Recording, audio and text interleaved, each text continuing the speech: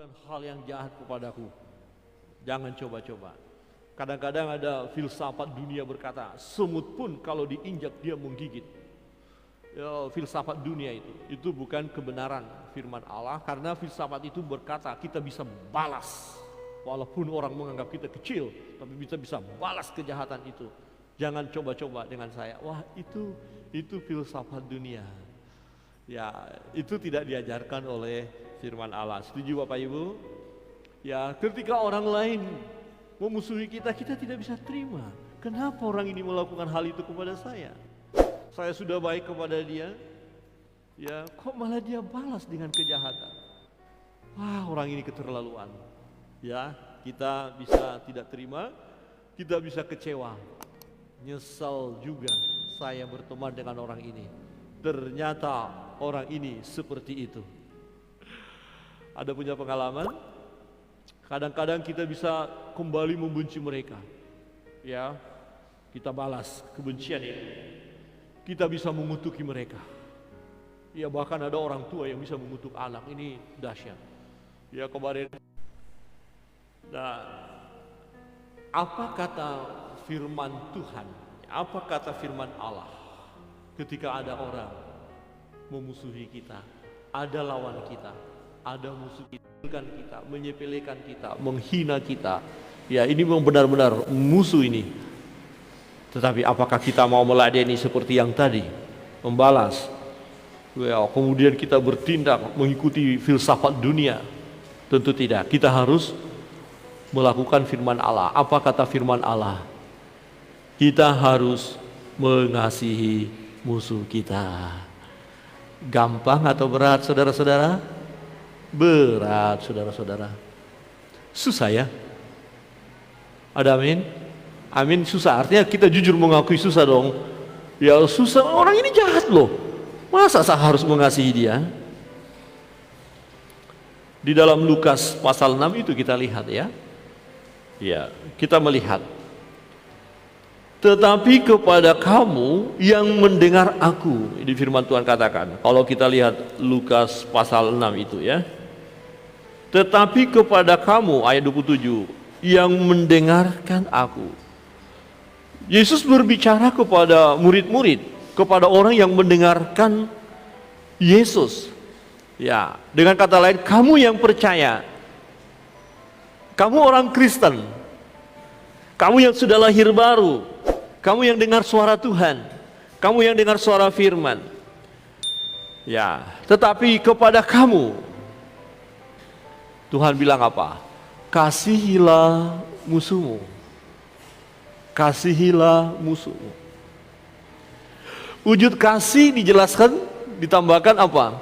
Berbuat baiklah kepada orang yang membenci kamu.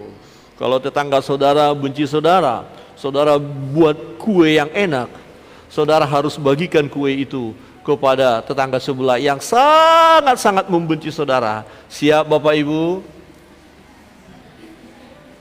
Siap Bapak Ibu? Atau tetangga yang sangat jahat itu kemudian kita dengarkan, oh dia jatuh kecelakaan, kemudian kita bilang, atau menangis, aduh Tuhan kenapa dia jatuh begitu? Coba-coba dengan saya ya. Kamu jadi begitu ya? Wah, berbuat baik kepada mereka yang membenci kamu. Berbuat baik. Apa yang bisa kita lakukan ketika dia terjatuh? Dia jahat loh sama kita, tapi kita bergerak menolong mereka. Ketika mereka membutuhkan makan dan minum, padahal mereka ini benci sama kita, kita bagi mereka makan minum. Berbuat baik. Ya, kita lihat dia kesusahan, padahal orang ini begitu jahat kepada kita, tapi kita mampu untuk menolong dia. Maka kita harus bergerak untuk menolong dia. Wah, jemaat Sinam ini sepertinya. Ada amin? Berbuat baik. Ya, mintalah berkat bagi orang yang mengutuk kamu. Orang mengutuk kita, kemudian kita, Tuhan berkati orang ini. Dia memang mengutuk saya, tapi saya mengasihi dia dan saya mau berdoa memberkati dia. Tuhan usahanya berkati Tuhan, rumah tangganya berkati Tuhan, hidupnya berkati Tuhan. Bisa? Sementara kita dengar dia kutuk kita, biar kau jadi miskin saja. Tapi kita bilang, Tuhan berkati orang ini yang mengutuk saya, biar dia jadi kaya. Wah, ini luar biasa, ini gak mudah. Ya, dia kutuk kita, kita berkati dia. Berdoalah bagi orang yang mencaci kamu. Oh, berat. Tapi ini yang Tuhan katakan. Orang itu kok mencaci saya ya? Pak, Ibu, Bapak dikata-katain, Ibu dikata-katain, dicaci maki habis. Waktu mendengar itu apa yang kita lakukan? Oh begitu. Berani dia ya. Coba-coba, benar katamu? Ayo kita temui orang itu, kita cuci habis dia. Bukan begitu. Ketika kita dengar kamu dilecehkan, diomongin, difitnah, besar.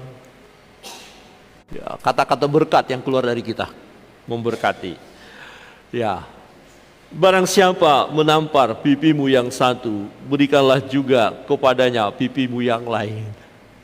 Gak gampang ini, sakit Tuhan. Terus yang ini mau dipukul lagi Tuhan, nanti dulu. Lu tampar pipi saya yang kiri, gua tampar pipi kanan dan kiri kamu, dan kakiku juga akan melayang, kaki kanan, kaki kiri. Ada pembalasan. Kadang-kadang terpancing kita untuk membalas. Betul? Betul. Coba saudara ditampar pipi, bukan langsung ditampar begini. Artinya ada bagian dalam hidup kita tersakiti. Terus kemudian kita bilang, ya nggak apa-apa deh, ampuni dia Tuhan. Udah disakiti, pipi yang lain maksudnya ditambah lagi. Kita sudah ampuni tadi dia, kok ditambah lagi, cari gara-gara lagi. Itu namanya ya kasih pipi yang lain juga. Artinya oke, Tuhan, terima kasih, dia sudah sakiti aku lagi. Coba Bapak Ibu hari ini saat ini ingat, ada nggak yang menyakiti hati saudara? Dan katakan dalam hati, terima kasih Tuhan, dia sudah sakiti aku. Siap? Ada kesiapan untuk itu? Ya, barang siapa mengambil jubahmu, biarlah juga dia mengambil bajumu. Dia sudah ambil apa milik kita, diambil lagi yang lain. Wah, ini kebanggaan ini orang ini. Oh, awas kau kalau ketemu tak selesaikan kamu, itu dunia. Kamu sudah ambil ini lagi. Melakukan yang jahat lagi. Kamu itu maunya apa sih? Kesabaran saya terbatas loh. Wah, itu bisa terjadi dari hidup kita ya. Awas kau jangan macam-macam. Tapi Tuhan katakan nggak, biarin aja, ambil lagi. Ya. Berilah kepada setiap orang yang meminta kepadamu, dan janganlah meminta kembali kepada orang yang mengambil kepunyaanmu. Udah diambil punya kita, kita tidak harus marah sama dia, tidak harus menuntut untuk dia kembalikan, ya. Dan jika kamu mengasihi orang yang mengasihi kamu, apakah jasamu? Karena orang-orang berdosa pun mengasihi juga orang-orang yang mengasihi mereka. Ya. Tetapi, ya, kasihilah, tetapi kamu kasihilah musuhmu, dan ya berbuat baiklah kepada mereka. Ini tidak gampang. Pinjamkan dengan tidak mengharapkan balasan, maka upahmu akan besar dan kamu akan menjadi anak-anak Allah yang maha tinggi. Pertanyaannya bagi kita, mengapa kita harus mengasihi musuh kita?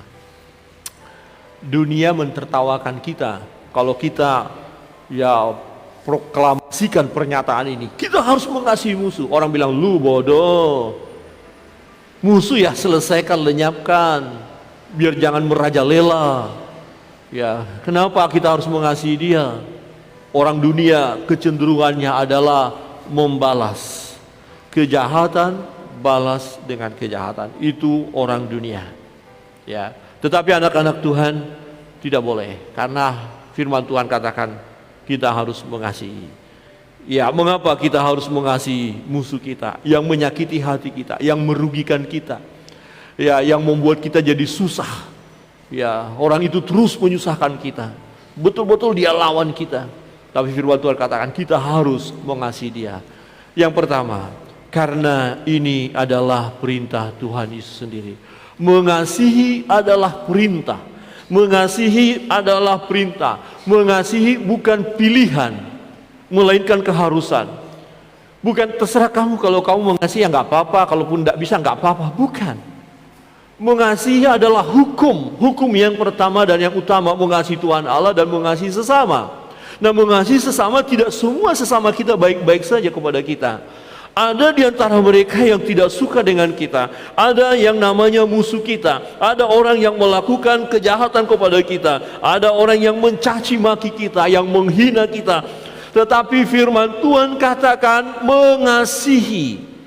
Kasihilah sesamamu manusia dan kasihilah musuhmu. Kasihilah musuhmu, ayat 27 tadi kita lihat. Tetapi kepada kamu yang mendengarkan aku, tetapi kamu anak-anak Tuhan, kamu murid-murid Kristus, orang percaya, pengikut Kristus, ya kamu yang mendengar firman Allah, aku berkata kepadamu, kasihilah musuhmu, berbuat baik kepada orang yang membenci kamu. Ini perintah. Ya, hukumnya wajib, bukan sunnah. Sunnah itu boleh ya, boleh tidak. Tetapi kecenderungan kita manusia untuk mengasihi memang pilihan kita. Saudara diberi kehendak bebas, apakah saudara akan mengasihi atau tidak. Nah, ketika kita melakukan kehendak bebas kita tidak sesuai dengan firman Allah, maka kita putuskan, aku tidak mau mengasihi orang itu. Orang itu begitu jahat, orang itu begitu membenci saya, orang itu menyakitkan hati, orang itu tidak membawa keuntungan bagi saya, hanya merugikan saja. Untuk apa saya mengasihi dia? Ketika ada pilihan bagi kita, ada kecenderungan kita akhirnya berkata, enggak Tuhan, saya enggak mau mengasihi dia. Kalau itu pilihan. Tapi Tuhan bilang apa? Ini perintah, kasihi musuhmu. Artinya tidak ada alasan bagi kita untuk berdalih untuk tidak mengasihi, karena ini perintah Tuhan. Tetapi kamu dengar firman Allah, yang mendengar firman Allah, yang tahu kebenaran, ya berbuat baik kepada mereka, apapun kejahatan yang mereka lakukan kepada kita. Lakukan hal yang baik. Ya, sejauh itu bisa kita lakukan, maka lakukan yang baik. Nah, ketika kita melakukan yang baik kepada musuh kita, firman Tuhan katakan kita sedang, kalau ada masalah dengan istri, kasihi tetap istrimu, walaupun kadang-kadang dia buat masalah. Amin. Enggak jujur kalau hanya suami-suami. Istri-istri kasihilah suamimu walaupun ada. Oh, mumpung ada peluang, saya mau tindas orang ini, saya mau ikut bagian untuk menghina orang ini. Itu keadaan dunia, Bapak Ibu. Krisis kasih. Di mana terjadi krisis kasih? Dunia semua. Kadang-kadang ada dalam rumah tangga, hati-hati, dalam rumah tangga bisa terjadi krisis kasih satu dengan yang lain. Di gereja bisa terjadi krisis kasih. Ya, satu dengan yang lain bisa saja. Oh. Ya, menghina orang gampang langsung. Jangan menghina, membunuh orang aja. Kemarin ada saya lihat dunia. Kalau kita lihat dunia media sosial itu terbuka semua kejahatan luar biasa. Ya. Apalagi saya dengan istri berdiskusi mengenai dibongkar semua peristiwa penjualan manusia itu, yang ngeri sekali ya. Oh, ada orang korbannya sampai 500 orang lebih loh. Ya, disiksa loh. Ini orang ini kenapa ya? Kok masa manusia dijual kemudian disembelih, orang itu diambil organ-organ tubuhnya? Di mana perasaannya? Memang perasaannya sudah tumpul. Alkitab berkata manusia perasaannya bisa semakin tumpul. Kemudian ada seorang ditangkap. Ya, kemudian cakap, kenapa kau bunuh dia? Saya sakit hati sama dia, saya marah, akhirnya saya bunuh. Terus saya kubur dia di situ. Enak sekali dia bicaranya. Ya, tetapi anak Tuhan tidak boleh membalas kejahatan dengan kejahatan. Harus tetap menjaga diri untuk menghasilkan perintah Tuhan. Tetapi kamu kasihilah musuhmu dan berbuat baik kepada mereka, dan pinjamkan dengan tidak mengharapkan balasan. Ada orang yang menjahati kita, menjengkelkan kita, dia butuh uang, datang, Pak, Ibu, saya butuh uang, ya, 1.000 saja, 1.000 saja. Terus kita kasih, ini uang silakan, tapi jangan berbuat dosa lagi ya dek ya, gitu ya. Jangan lagi ya dek ya, jangan lakukan itu, begitu. Oh enggak apa, kamu butuh, sana. Enak saja, minta lagi, pinjam lagi. pinjam 100 ya. Kita bilang, enggak, oh tidak boleh. Firman Tuhan katakan, kasih saja. Saya butuh ini. Tapi orang ini memang sangat menjengkelkan. Ya udah nggak apa-apa. Karena kita bisa, beri saja tanpa harus imbalan, tanpa harus memaksa orang itu bertobat. Kita nggak bisa memaksa orang bertobat. Ya, tidak bisa. Oke, kalau kau bertobat, berubah, saya baru kasih. Nggak bisa. Karena ada waktu bagi dia untuk bertobat. Tetapi sekalipun pada saat ini waktunya belum bertobat, dia butuh sesuatu kepada kita. Dia melakukan hal yang jahat kepada kita. Dengan kata lain, dia memusuhi kita. Kita tetap berbuat baik kepada dia ketika dia minta sesuatu atau katakan meminjam sesuatu. Kita harus berikan. Ada amin? Berat aminnya. Ada amin? Harus dilakukan. Rasanya gak gampang ini. Tapi ini perintah. Ya.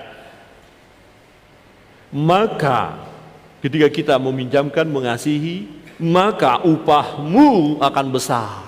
Nah, ini upahmu akan besar dan kamu akan menjadi anak-anak Allah yang maha tinggi, sebab ia baik terhadap orang-orang yang tidak tahu berterima kasih dan terhadap orang jahat. Ya. Ada upah. Kebenaran yang kedua, Bapak Ibu Saudara terkasih. Yang pertama itu perintah, bukan pilihan. Memang ketika diberi kita untuk memilih, ya, harus mengasihi musuh atau tidak, kita harus ambil mengasihi. Kenapa? Karena ini perintah Tuhan. Yesus sendiri yang memerintahkannya, ya. Mengapa kita harus mengasihi musuh kita? Yang kedua, supaya kita jangan jatuh dalam dosa karena dosa orang lain. Orang itu yang berdosa ketika orang itu jahat kepada kita. Kalau kita membalas kejahatannya, akibat dosanya yang jahat itu yang memusuhi kita, akhirnya kita berdosa juga ketika kita membalas. Ya. Jadi kita harus tetap mengasihi supaya kita jangan jatuh dalam dosa oleh karena kejahatan dia. Mengapa dia yang jahat kemudian kita harus juga jadi jahat? Mengapa dia yang berdosa kita harus juga jatuh dalam dosa? Ya. Jadi harus tetap mengasihi supaya kita jangan jatuh ke dalam dosa. Di ayat 32 berkata begini.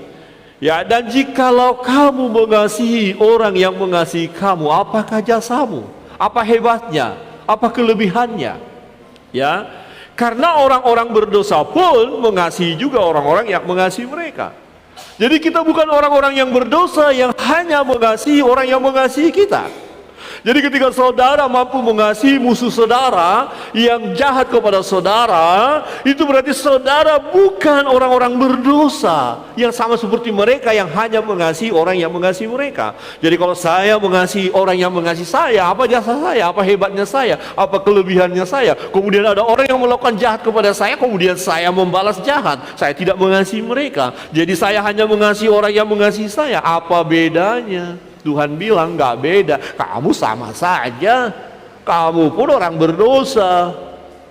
Jadi hati-hati ketika kita terpancing membalas kejahatan orang lain, di situ kita terjerumus dalam dosa. Mengapa kita harus berdosa? Oleh karena orang lain berbuat dosa. Hati-hati, ini terjadi sekarang. Orang yang berbuat dosa, kita ikut-ikutan berdosa, ya kan? Artinya ada masalah di sini. Kita ikut-ikutan jadi kompor. Kompor itu dosa loh. Tahu ya? Kita tambah-tambahin, kita bumbu-bumbuhi. Media sosial kompornya menyala terus. Menyala saudara.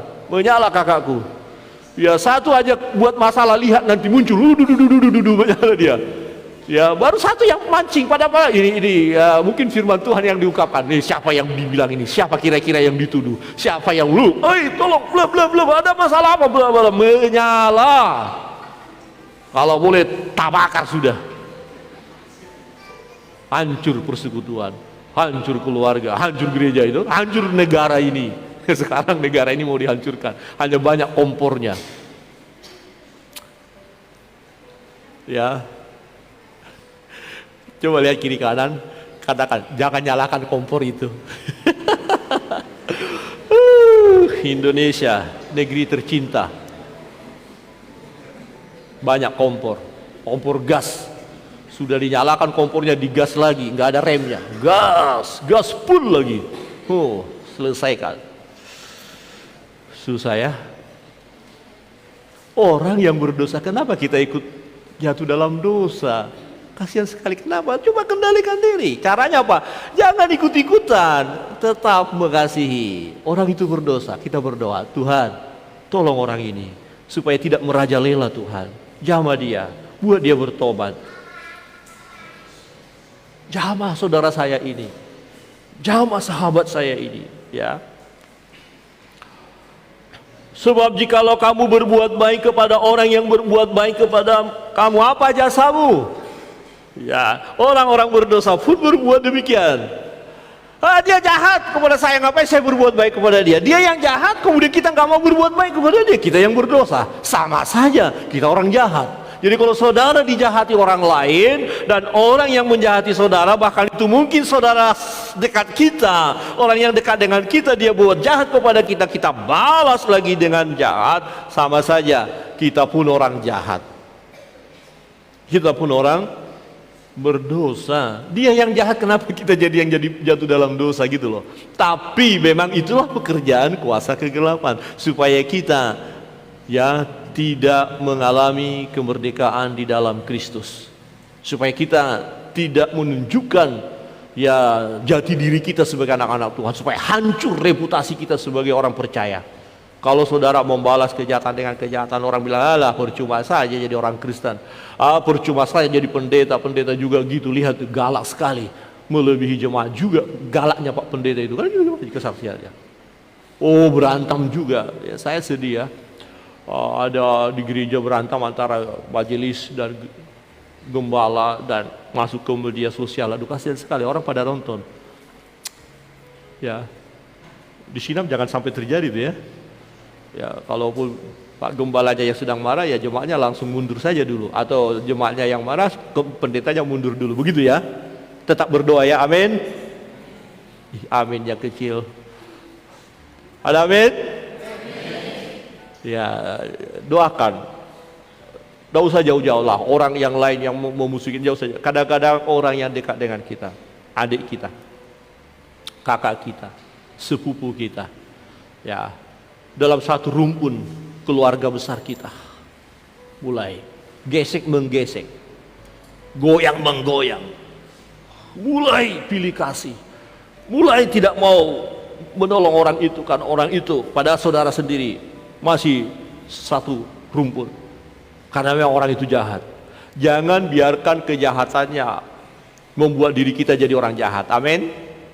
Tetap kita orang baik. Saudara orang baik, amin. Sesama orang baik, coba lihat kiri kanan. Kalau kira-kira meragukan, kasih senyum saja. Halo orang baik. Tap-tap layar orang itu kan. Di TikTok banyak orang baik. Kalau tap-tap layar orang baik.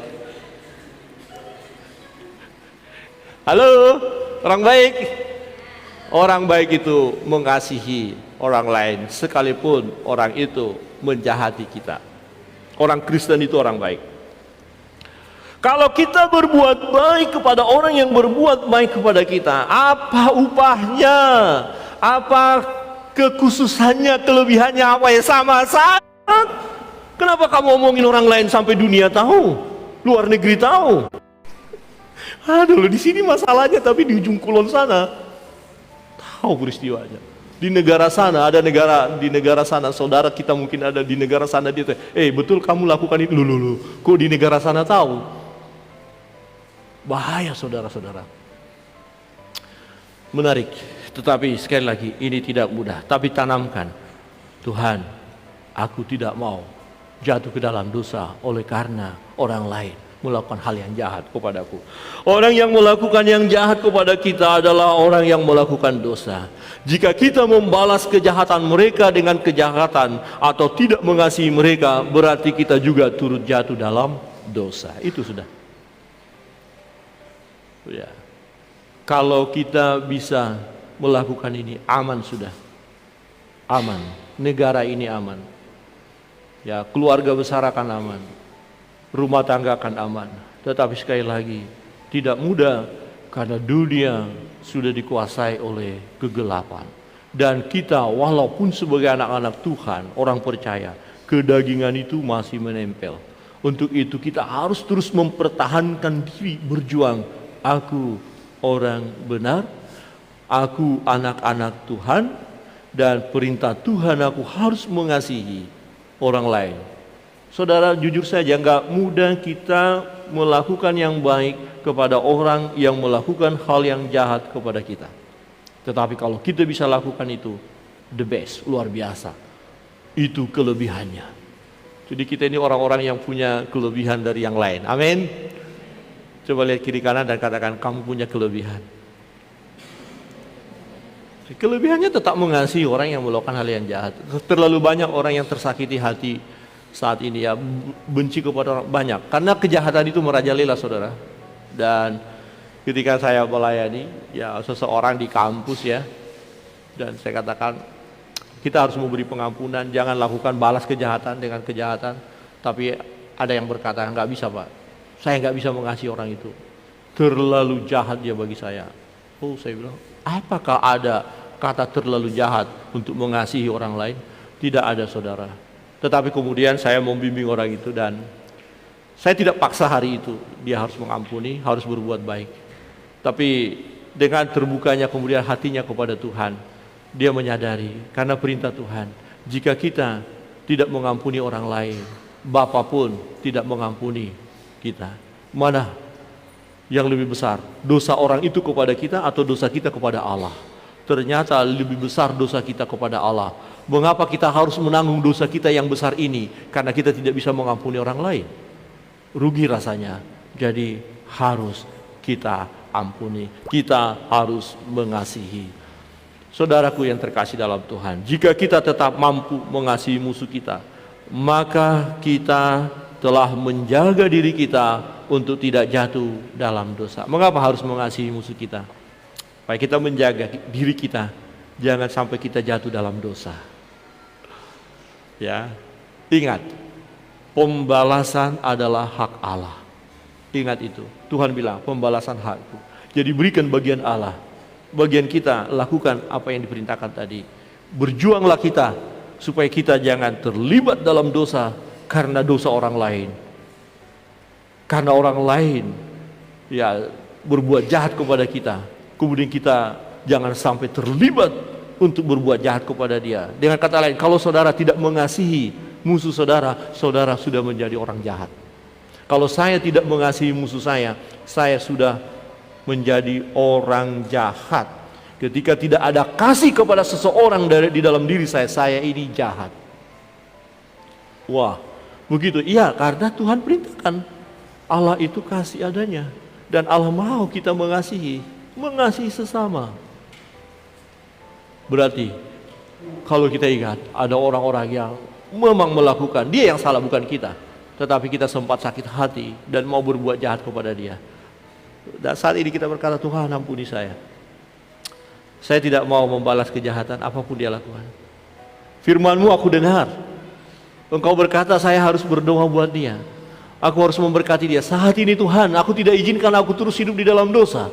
Jadi orang-orang yang menyimpan sakit hati, dendam, berarti dia sedang menyimpan dosa di dalam hidupnya. Mengapa? Karena dosa orang lain kita harus juga hidup di dalam dosa. Lepaskan pengampunan, berikan pengampunan, kasih, alirkan. Tuhan, aku mau mengasihi musuh ini. Tuhan, aku mau bersih supaya tidak ada orang yang menjadi musuh saya. Orang lain memusuhi saya, terserah, itu urusan dia. Saya tidak bisa menghalangi dia untuk tidak suka kepada saya. Tapi yang bisa saya buat adalah saya bisa menjaga diri saya supaya saya tetap mengasihi semua orang. Saudara, Bapak Ibu bisa membuat diri Bapak Ibu tetap mengasihi orang lain sekalipun orang itu menyakiti hati saudara. Untuk membuat orang itu tidak menyakiti kita tidak punya kemampuan untuk itu. Itu hak dia, terserah dia. Tetapi yang terpenting dari diri kita, jangan izinkan dosa menguasai kita karena orang lain yang berdosa. Amin. Tetap mengasihi, itu perintah Tuhan. Dan yang ketiga, Bapak Ibu Saudara yang terkasih dalam Tuhan, Tuhan tidak pernah membenci manusia. Mengapa kita harus mengasihi bahkan musuh kita, mengasihi sesama bahkan musuh kita? Ya, karena Tuhan tidak pernah membenci manusia. Ia baik kepada semua orang, termasuk orang yang melakukan kejahatan. Yang ia benci adalah perbuatan dosa itu. Kalau Tuhan benci kepada orang, semua orang sudah jatuh ke dalam dosa dan telah kehilangan kemuliaan Allah, berarti semua manusia ini harus mati. Ya, tetapi faktanya apa? Tuhan mengasihi manusia karena manusia adalah ciptaan yang mulia, ciptaan yang berharga bagi Allah dibandingkan dari ciptaan yang lain. Dan manusia itu objek kasih Allah, manusia yang sudah jatuh dalam dosa itu. Jadi Tuhan tidak pernah membenci manusia, tapi dosa itu yang dibenci. Jadi kita harus punya pandangan seperti itu ketika ada orang lain yang melakukan hal yang jahat kepada kita. Sesungguhnya orang itu objek kasih kita juga. Ya, manusia sudah jatuh ke dalam dosa, dia objek kasih Allah. Allah mau mengasihi manusia itu. Ya, tidak langsung membinasakan manusia itu, tidak. Ya, Allah mencari manusia dan menyelamatkan mereka. Ketika manusia jatuh ke dalam dosa, mereka sembunyi dari hadapan Allah. Tapi Allah mencari manusia itu. Adam, Adam, di mana kamu? Adam, Adam, di mana engkau? Kita harus melihat dari sisi Allah. Cara pandang Allah kepada manusia yang sudah berdosa itu, Dia tidak membenci manusia itu, tetapi perbuatan dosa itulah yang dibenci. Ya, Allah tidak menghendaki kematian manusia itu di dalam kefasikannya, di dalam dosa-dosanya. Allah mau supaya manusia itu bertobat, dan orang-orang yang jahat ada kesempatan untuk bertobat. Amin. Bukankah kita dulu jahat, sangat jahat? Tetapi puji Tuhan, ya, kita sudah bertobat. Amin. Saudara sudah bertobat? Amin. Sampai ke hati berkata bertobat? Amin. Mulai enggak bersuara? Amin. Coba lihat kiri kanan, kasih senyum dikit dan katakan sudah bertobat. Yang benar bertobat, enggak ngomongin orang lain, enggak membalas kejahatan dengan kejahatan, enggak simpan dendam, sakit hati, masih membenci orang lain, bisa mengasihi suami, bisa mengasihi istri, bisa mengasihi anak-anak, bisa mengasihi orang tua, tetangga yang marah-marah tetap didoakan. Kita kan orang bertobat. Amin. Saudara orang bertobat? Dulu jahat, jangan coba-coba, awas kau. Macam-macam, nggak tahu ini orang Batak ini. Tahu nggak sejarah orang Batak? Orang Batak itu dulu makan orang. Awas kau, sikat kau nanti. Itu dulu. Kalau sekarang dia apa-apain, aduh Tuhan, ampuni dia, tidak tahu apa yang dia perbuat. Ada amin. Haleluya, jemaat siram ini luar biasa, amin. Pak Pendeta tidak akan dengar lagi ada pertengkaran. Kenapa? Karena tetangga sebelah yang cari gara-gara, ya yang dicari gara-gara tetap mendoakan, aku tidak mau melawan kamu, aku tetap mengasihi kamu. Aman dunia ini, damailah kita. Amin. Berat saudara-saudara. Ini berat sekali memang. Apakah kita mampu melakukannya? Mampu, dengan pertolongan Roh Kudus. Makanya berdoa, ketika terpancing kita mau membalas kejahatan dengan kejahatan, berdoa, Tuhan, Engkau mengasihi manusia. Tuhan, tolong aku untuk dapat mengasihi orang ini. Kalau saudara Bapak Ibu berdoa, sesakit apapun yang saudara alami oleh karena perbuat orang lain, Roh Kudus akan menolong saudara, Roh Kudus akan menolong saya untuk kemudian mengasihi orang itu. Pasti. Pasti. Betul, kalau dengan kekuatan kita nggak mampu. Kita gampang terpancing, kita gampang emosi, kita terbawa arus. Kalau kita direndahkan, kita tidak tinggal diam. Ya, kita akan mencoba keakuan kita. Jangan sampai orang lain melecehkan saya. Dia tidak tahu siapa saya, dia tidak tahu keturunan siapa saya, dia tidak tahu siapa ya yang menolong saya nanti. Ada kekuatan yang menolong saya. Wah, macam-macam. Bisa kita terpancing. Tetapi kalau kita berdoa, datang kepada Tuhan, Tuhan akan melembutkan hati kita. Amin. Karena manusia itu objek kasih Allah. Allah terus mengasihi manusia itu. Allah terus memberikan kesempatan. Kemudian ada orang berkata, mungkin Tuhan sudah lupa. Tetapi dalam Petrus mencatat, ya, Tuhan tidak pernah lalai menepati janjinya. Ia setia kepada kamu supaya orang-orang yang jahat ini bertobat. Tidak lalai menepati janjinya, tetapi dia dengan sabar menantikan manusia itu untuk bertobat. Ya, ketika orang lain melakukan hal yang jahat kepada kita, maka kita berdoa supaya mereka bertobat. Berarti tugas kita, ya, harus banyak doa yang kita lakukan, karena ada banyak orang yang menyakiti hati kita. Amin. Enggak ada amin. Amin. Tuhan, si A, namanya saja saya dengar udah sakit hati saya, Tuhan. Tapi saya mau berdoa. Mau lanjutkan gak doa ini? Tuhan, si A ini Tuhan. Ingat, bukan pilihan, tapi keharusan. Jangan izinkan diri kita berdialog.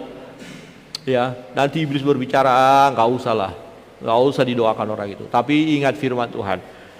Kita berdoa. Ya, perhatikan.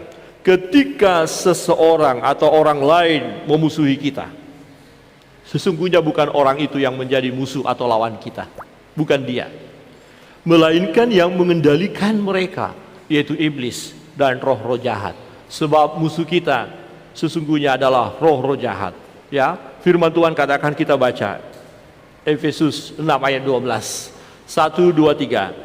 Karena perjuangan kita bukanlah melawan darah dan daging, tetapi melawan pemerintah-pemerintah, melawan penguasa-penguasa, melawan penghulu-penghulu dunia yang gelap ini, melawan roh-roh jahat di udara. Inilah, ya, yang masuk kepada diri seseorang. Jadi kalau ada orang marah-marah ini sedang kerasukan itu. Ya, jadi kalau ada orang belum apa, jangan mau kerasukan, langsung bilang begitu. Ada kemungkinan tambah kerasukan, ya. Jadi jangan marah-marah gitu, ya. Kalau orang marah itu sedang kerasukan. Kerasukan roh amarah. Jadi roh jahat masuk ke dalam dirinya, membuat diri orang itu marah. Kalau Roh Kudus yang bekerja, dia tidak akan marah-marah. Ngapain juga kita marah-marah?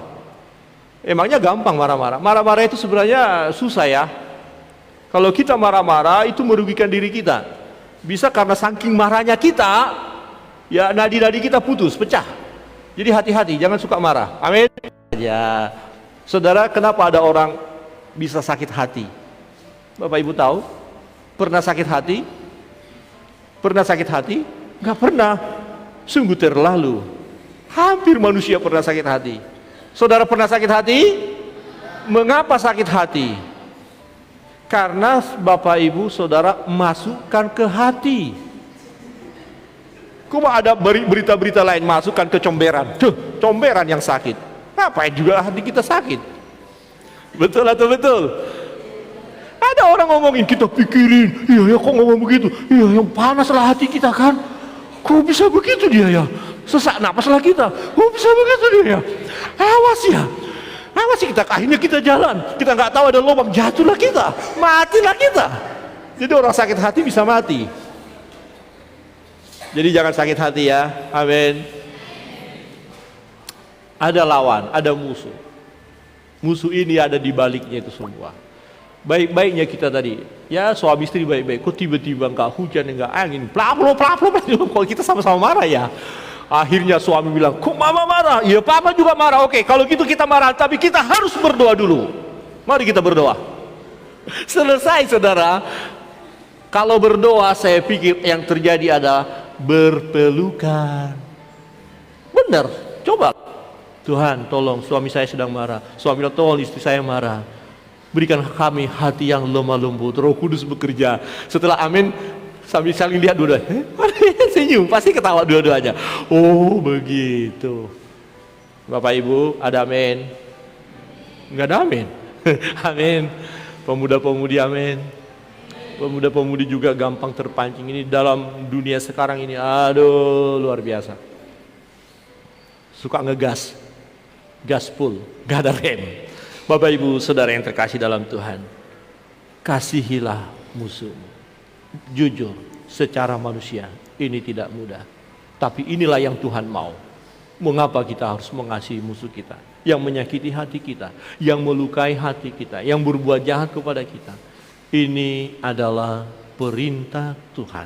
Karena kita adalah anak-anak Tuhan. Dan ketika kita mengasihi, tetap mengasihi orang yang jahat kepada kita, musuh kita, ingat, ada upah dari Allah. Ada upah dari surga. Allah tidak tinggal diam. Kita tidak perlu membalas, tetapi pembalasan adalah hak Allah. Kita hanya menyerahkan kepada Tuhan. Kita mau berdoa supaya orang-orang yang melakukan kejahatan itu bertobat. Dan kalau saudara melihat nanti orang yang melakukan kejahatan kepada saudara, karena saudara berdoa dan memberkati dia, kemudian dia bertobat, sukacita besar ada pada kita. Percayalah, puji Tuhan, orang itu berubah. Puji Tuhan, orang itu bertobat. Walaupun dulu aku tersakiti, tapi karena kasihku yang mengalir bagi dia, membuat orang itu bertobat. Upahmu besar di surga. Ketika kita terus mengasihi, kita telah membuat diri kita tidak terlibat dalam dosa. Sekali lagi, mengapa orang yang berbuat dosa, kok kita ikut-ikutan berdosa? Jangan, biarkan dia. Kita tetap menjaga diri, mengasihi dia. Jangan sampai kita terkontaminasi dengan kejahatan orang lain, dengan musuh-musuh kita. Kemudian kita menjadi sama seperti orang dunia. Tetapi kita anak-anak Allah. Tuhan, aku tetap mengasihi musuhku. Dan kebenaran yang ketiga, kita lihat. Tuhan mengasihi semua orang. Tuhan tidak pilih kasih. Tuhan berbuat baik. Bahkan kepada orang yang saat ini sedang melakukan kejahatan. Tuhan tetap baik kepada dia, bahkan memberikan waktu kepada orang itu untuk bertobat. Kiranya kebenaran firman Tuhan ini menolong kita dalam setiap perjalanan hidup kita. Mari berjuang bersama-sama.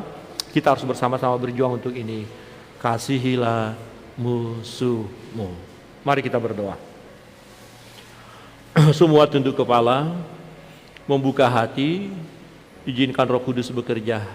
Kalau ada di antara kita saat ini sakit hati kepada seseorang, ada musuh, ada yang melukai perasaan kita, ada yang membenci kita, dan kita sempat terpancing untuk hal itu. Kita marah kepada orang itu, kita mau merancangkan yang jahat kepada orang itu, dan kita tidak mau mengasihi dia. Pada pagi hari ini secara pribadi berdoalah. Minta ampun di hadapan Tuhan. Karena ketika engkau tidak mampu mengasihi musuhmu, engkau sudah jatuh dalam dosa.